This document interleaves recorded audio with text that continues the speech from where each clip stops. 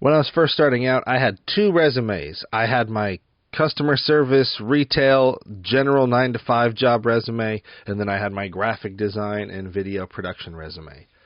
Eventually, I was able to get to the point where I just needed the video production resume, but I made a lot of mistakes getting there, and so I want to just run through all of them so that way hopefully you guys don't make the same mistakes I did. A smart man learns from his mistakes, a wise man learns from the mistakes of others. So this was my very first graphic design resume. I did this in college back in 2006 for a job fair. I had like 24 hours notice to put this together, and I hate it. You know, right at the top we have this stupid logo. I've always hated this thing. I couldn't come up with a logo for myself, and so I threw this together on short notice. I hated it then. I hate it even more now. It's so stupid. And then next to that, I couldn't even be bothered to make myself a professional-sounding email, like my name at something. So I just used whatever email I was using at the time, which is super unprofessional. You know, and then I did the thing everybody tells you to do, and you have to have an objective at the top of your resume, which I've moved past since then because, let's be honest, everybody's objective is the same. Bills cost money, need job. And so when you try to pad it out with, it is my desire to find a career that fulfills my need, you're just padding it out and wasting the recruiter's time. So I don't even use objectives anymore, but I was back then because somebody told me I needed to. And then for design history, I was still in college, so I didn't have any real-world experience. So I just listed stuff from my childhood backyard wrestling federation I used to run. And then overall, this design, it's very plain. It's very generic. And when I'm trying to sell myself as a graphic designer, this isn't really communicating to anybody that I'm really good at graphic design. Everything's very basic. And so for my next resume, I really just tried to make it reflect me and my personality and my style. So everything's black and red because red's my favorite color. Everything's laid out a little more cohesively. I still have the useless objective at the top. I still couldn't be bothered to make myself a professional-sounding email. I did get a graphic job at my church, though, so I was able to add that to the design history. And then I got rid of that stupid pencil logo and just did a line art of my face, because I thought, well, my face will never change. That can be my logo. And yeah, that was fine up until I shaved and got a haircut. And so this at least looks like the resume of a graphic designer. Not a very good graphic designer, but at least you can tell it's a graphic designer's resume. So by 2010, I had made some changes. I swapped out that logo of my face. With this logo, I was trying to go for a Smallville, Teenage Mutant Ninja Turtles, Mighty Morphin Power Rangers kind of vibe. It's fine, but nothing to write home about. I still can't be bothered to make myself a professional email. I'm still using the useless objective. I did do more graphic design jobs, and so I was able to flesh out my design history, although a lot of it is just stuff I did for myself, but who cares? It can go on the resume. And then in lieu of a portfolio, I just added a couple pages to this resume with an example of my web design work and an example of my graphic design work. This descriptive text is pretty bad. I probably should have just used Helvetica, but I didn't know any better at the time. The next iteration of my resume really wasn't all that different. Everything's the same except the logo. I came up with a new logo. Someone said my old logo looked like a bridge, and for some reason that just stuck in my craw, so I redesigned it. I started to feel that my resume was too busy and cluttered, so I simplified it quite a bit. I got rid of those vertical bars on the sides. I cut down my design history to stuff I actually wouldn't mind showing people, although now I have all this empty space in the bottom corner that just looks really bad and wasteful, and it doesn't really draw attention to anything other than I don't know how to lay out text. And then my 9-to-5 job gave me my own email, and so I put that on here for some reason because I thought it sounded professional. Don't do that.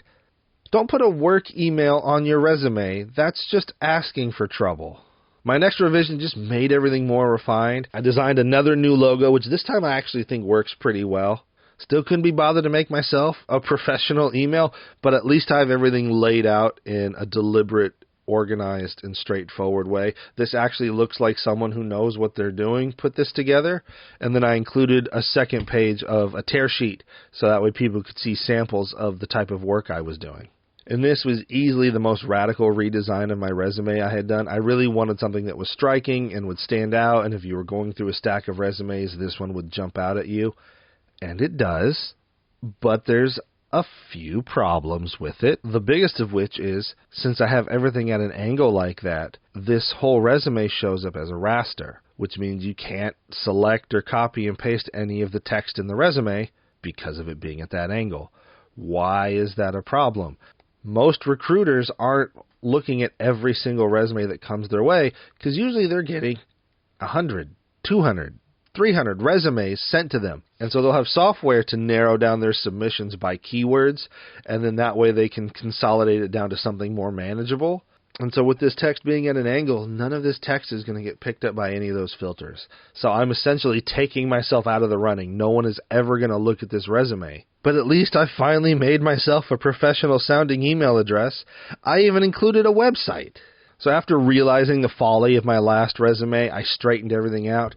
And now you can actually copy and paste this text, and when people search for keywords, my resume actually shows up. Imagine that.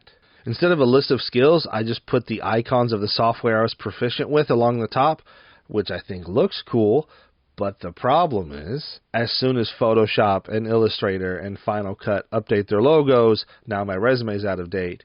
Not to mention, similar to the problem I had before, if someone is just searching for people who are proficient in Photoshop, this isn't going to come up because it's just the Photoshop logo. And so finally we land on the resume that I use currently. I've removed all the graphic design elements just to make it as compatible with HR software as possible, make it as search engine friendly, and just optimize it as much as possible for the people actually doing the hiring. So like, not only do I have my contact info at the top, I have the city I live, because sometimes recruiters care about where you're located, and if you're too far away, they're less likely to hire you. I have a legit professional email, finally. I've also included links to both my personal website and my LinkedIn. And then I list my most proficient skills. I don't need to list 50 different things I can kind of do on here. I'm just going to list the ones I'm proficient in.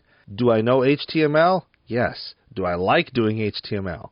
No. So why would I put it on my resume? I just put the things I'm good at, that I actually want to do, that I'm actually confident in my abilities in. And then instead of an objective, I just have a quick summary about me and who I am and what my experience is right at the top, because I figure that's the TLDR version.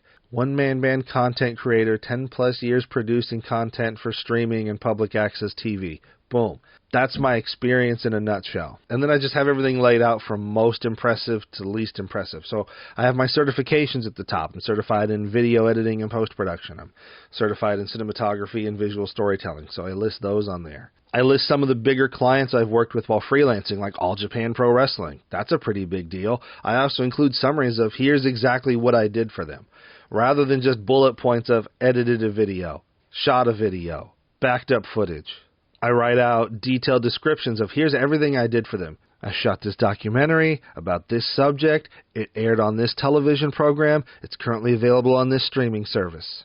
And then on the second page, I have my work experience, and I formatted everything in a way so that way one section ends at the bottom of the first page, a brand new section starts at the beginning of the second page. I wanted to have those clean breaks so that way everything is just laid out and organized as cohesively as possible. And then at the end, to finish strong, I threw in my awards and recognitions. I also threw in a quick blurb about my education. And then at the very bottom of the page, once again, I have my contact info and my name.